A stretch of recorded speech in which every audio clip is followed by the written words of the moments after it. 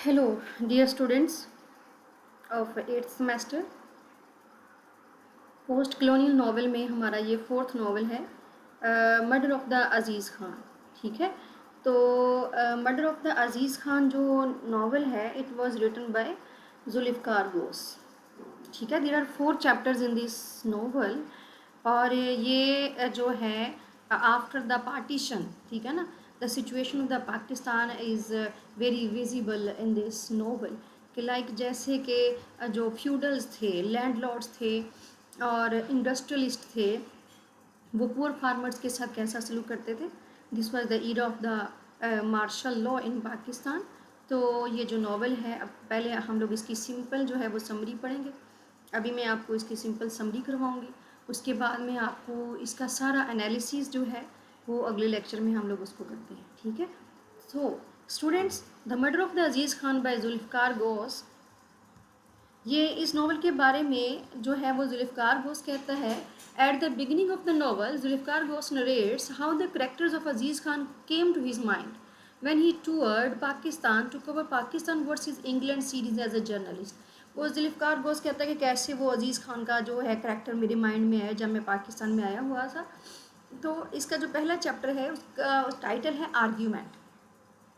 Chapter 1 जो है it starts with the arrival of the Akram Shah from Mumbai to Kalapur, rural area in Punjab. Kalapur जो है एक गांव का नाम है जो कि पंजाब में है। और it was a time of the martial law in Pakistan, a political unrest and industrialist sold goods at very high rate. ठीक है, और in Kalapur he observes the vast greenery. कौन, किसने ऑब्जर्व किया इसको? ये जो हमारा करेक्टर है अकरम शाह, ठीक है ना, जब ये मुंबई से आता है कालापुर में, ये ऑब्जर्व करता है ग्रीनरी है और बड़ा कुछ है। तो he observe the vast greenery and cotton fields and things to start a business by purchasing these lands. तो वो सोचने लगता है कि इन ज़मीनों को बेचने के बाद वो यहाँ पे जो है वो बिज़नेस स्टार्ट करेगा। He immediately arranges 5 lakhs and manages to buy all cotton fields. और फिर वो 5 लाख का अरेंज करता है और वो तमाम कॉटन फील्ड्स जो हैं उनको ख़रीद लेता है। He barter the production to the industrialist, और फिर इंडस्ट्रियलिस्ट के साथ वो बार्टर करके तो 10% प्रॉफिट उसको हो जाता है। अब वो बिजनेस माइंडेड है, ठीक है ना। तो अकरम Shah establishes 2 cloth industries with investment from his friends.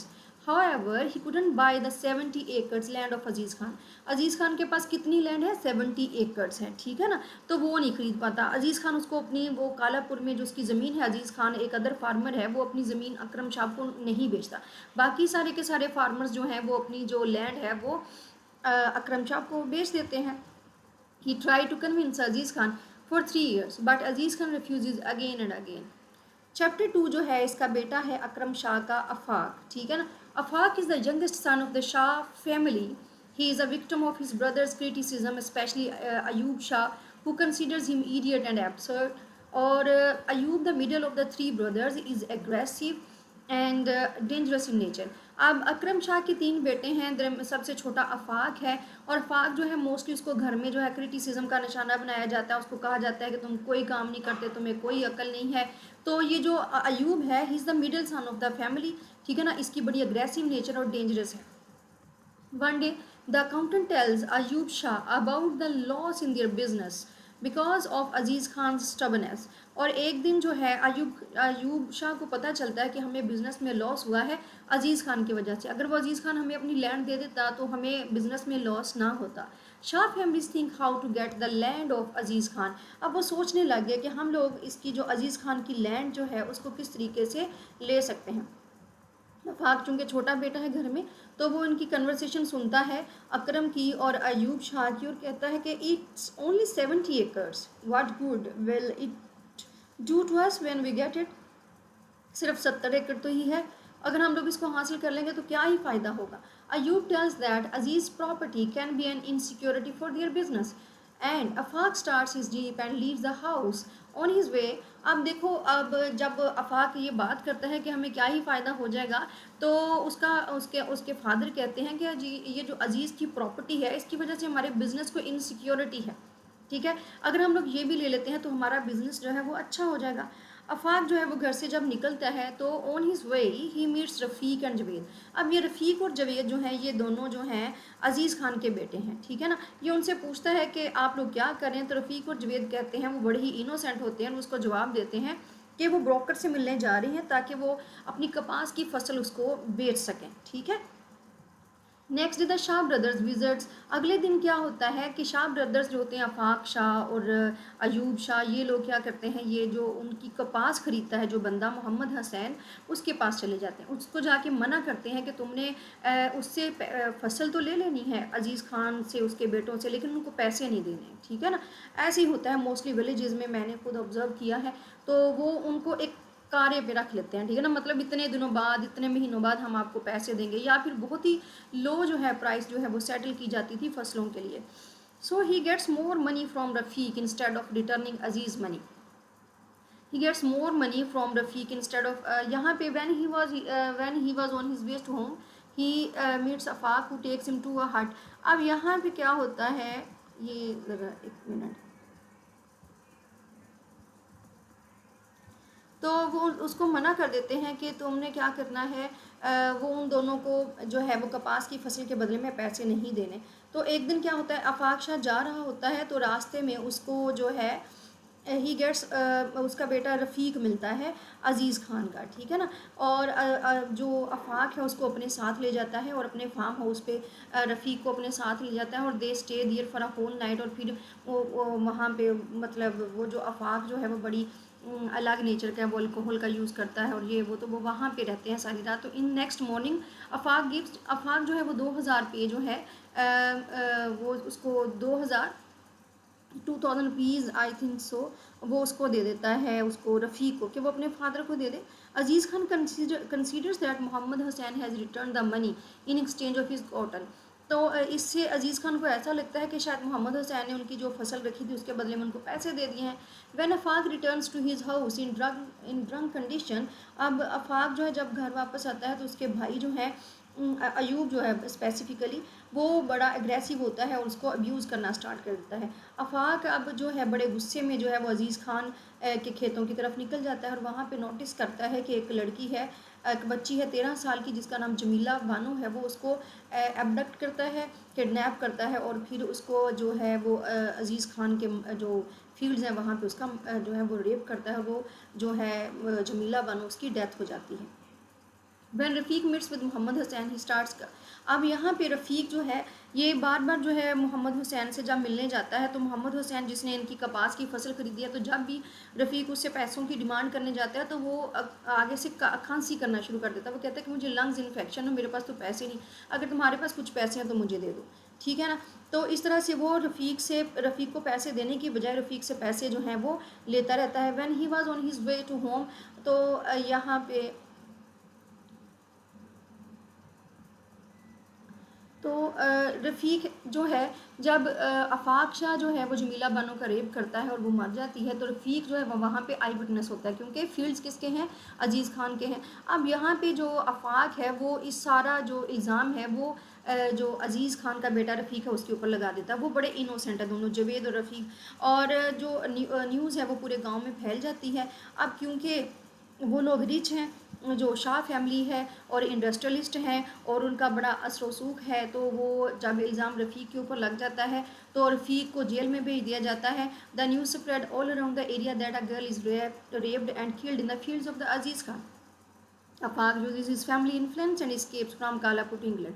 Afaq को कालापुर से इंग्लैंड भेज दिया जाता है। रफ़ीक को उसका जो जिसका कोई गुनाह भी नहीं है उसके बदले में जो है वो हैंग कर दिया जाता है, ठीक है। और police arrested the Rafiq and hang to the death. This is the Constitution of the Pakistan. Here, this is law and order condition in Pakistan that has been described in the murder of the Aziz Khan by Zulfikar Bose.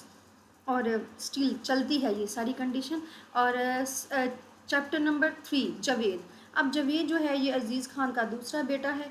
Zakia जो है वो अजीज़ खान की wife है जिसको kidneys का issue होता है, उसको फिर उसका जो है वो ट्रीटमेंट होता है। तो she returns home after a successful kidney transplant के बाद वो घर आती है। तो Aziz Khan is so depressed that the he forgets that the Mohammad Hussain has not still. अब उनके घर में इतनी ज़्यादा टेंशन है कि वो जो क्योंकि रफ़ीक की डेथ हो जाती है, उसकी वाइफ जो है वो बीमार है, तो अजीज़ खान को इतना नहीं पता कि उसने अपनी कॉटन की फसल बेची हुई है, लेकिन मोहम्मद हुसैन इसको पैसे नहीं दिए हुए। He sends his son Javed to Mohammad Hussain for a loan to pay his debts. और वो जो 2000 रुपये रफ़ीक ने ला के उसको दिए थे अजीज़ खान को, उसको लगा था कि ये मोहम्मद हसैन ने हमारी फसल जो है उसके पैसे वापस कर दिए हैं। अब वो अपने बेटे जवेद को भेजता है कि तुम जाओ मोहम्मद हसैन के पास और उसको जाके कहो कि हमें थोड़ा सा जो है वो लोन दे दे, ताकि हम लोग अपने बाकी जो कर्ज हैं उनको हम लोग अदा कर सकें। When he goes to meet Hussain he again start coughing. वो फिर से जब वो जाता है जवेद, तो फिर से वो मोहम्मद हुसैन वो जो ड्रामा स्टार्ट कर देता है। और Javed will demand the money for the cotton that they have sold him. अब जवेद जो है वो वहाँ पे जाके कहता है कि हमें हमारी फसल के पैसे दे दो। और but in contrast Javed ask for a loan. Sorry, यहाँ पे ये है कि उसको when he goes to meet Hussain he again starts coughing because he thinks Javed will demand the money for the cotton they have sold him. वो कहता है कि जवेद जो है वो मुझसे पैसे लेने के लिए आ गया है जो इन लोगों ने मुझे फसल बेची थी। बजाय इसके जवेद उससे कहता, उस फसल के पैसे जवेद ने उसको कहना शुरू कर दिया कि आप हमें कुछ कर्ज दे दें, ठीक है ना।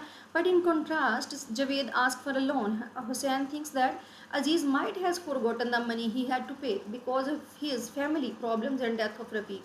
और मोहम्मद हुसैन को लगता है कि इसको भूल गया है, क्योंकि उसके घर में इतनी टेंशन तो चल रही होती है, रफ़ीक की डेथ हो गई है, उसकी मदर बीमार है। तो he gives Javed money to Javed, तो वो उसको पैसे दे देता है, और लेकिन इस कंडीशन के ऊपर कि अगर तुम मेरा कर्ज वापस नहीं कर पाए तो इसके बदले में मैं जो तुम्हारी 70 एकड़ ज़मीन है वो ले लूँगा। When Javed is on his way back to home some robbers beats and kills him. अब देखें इनके साथ जो है ये this is the very true picture of the culture in Pakistan in most village in the most villagers life, ठीक है ना। तो जहाँ पे लैंड लॉर्ड्स और फ्यूडल्स होते हैं तो वहाँ पे ऐसी ही कंडीशन होती है, ठीक है। तो जो गुलाम गोस ने, जो जुल्फ़िकार गोस ने अपनी इस नावल में डिस्क्राइब की है। तो यहाँ पे when Javed is on his वे, तो अब वो पैसे लेके मोहम्मद हुसैन से वापस आ रहा है, तो रास्ते में जो है रॉबर्स उससे पैसे छीन लेते हैं और उसको मार भी देते हैं। तो ये कोई एक रॉबर्स कहीं से अचानक से नहीं आ गए, but it was a plan from the Shahs family, ठीक है ना। वो उसका रास्ते में मर्डर करवा देते हैं। रज़िया जो कि रज़िया भी इस नावल में एक करेक्टर है जिसका आफाक के साथ एक्स्ट्रा मैरिटल अफेयर है। और Akram Shah returns from Bangladesh after the inauguration of a soap factory. अब अकरम जो है वो बांग्लादेश से वापस आता है उस वक्त, तो आके वहाँ पे एक सोप फैक्ट्री है उसकी इनागुरेशन करके। Akram forces Ayub that he should live in Bangladesh and should operate the soap factory, but it was against the will of the Ayub. Ayub feels the betrayal from his brother and reveals the deepest secrets of Akram's life, that Zarina is the daughter of Akram. अब ये जो Shaz family है इनके घर में एक लड़की भी रहती है, और जिसका ये नहीं बताया जाता ये किसकी बेटी है, लेकिन इनके घर में पाली जाती है। तो ये जो अकरम है इसका एक्स्ट्रा मैरिटल अफेयर था, उसमें से इसकी एक बेटी है। तो बाद में इसके बेटे अयूब को पता चलता है कि मेरे बाप के जो हैं वो एक्स्ट्रा मैरिटल अफेयर्स भी थे। Chapter 4। After Javed's death and loss of their land Zakia dies in grief. अभी अजीज़ खान की जो वाइफ है जकिया, उसकी भी डेथ हो जाती है। और द शाहज ब्रदर जो है, Shah's brothers invaded on the fields of the Aziz Khan. अब ये जो शाह जो ब्रदर्स हैं ये एट लास्ट जो है अजीज़ खान की जो लैंड है उसके ऊपर कब्जा कर लेते हैं, क्योंकि वो कर्ज जो था मोहम्मद हुसैन से उन लोगों ने लिया था वो वापस नहीं कर पाता। Aziz Khan meets his cousin Shahid in Lahore. और ये अजीज़ खान जो है वो बेचारा लाहौर आता है अपने कज़न से मिलने के लिए, और यहाँ पे आके पुलिस से हेल्प लेने की कोशिश करता है, लेकिन इंस्टीट्यूशनल करप्शन की वजह से जो कि पाई जाती है यहाँ पे, इंस्टीट्यूशनल करप्शन की वजह से कोई बंदा जो है उसकी अजीज़ खान की हेल्प नहीं करता। When he consults a police officer, he disrespects and humiliates him. In despise, he returns his home in Kalapur, where he sees machinery of the Shah's industries in crops. जब वो कालापुर वापस जाता है तो वो देखता है कि उसके खेतों में शाह की इंडस्ट्रीज़ की जो मशीनरी है वो खड़ी है। In condition of great depression he goes to nearby cascade for suicide. तो अजीज़ खान एट लास्ट जो है इतनी सारी डिप्रेशन सिचुएशन की वजह से, डिप्रेसिव सिचुएशन की वजह से अजीज़ खान जो है वो सुसाइड कर लेता है।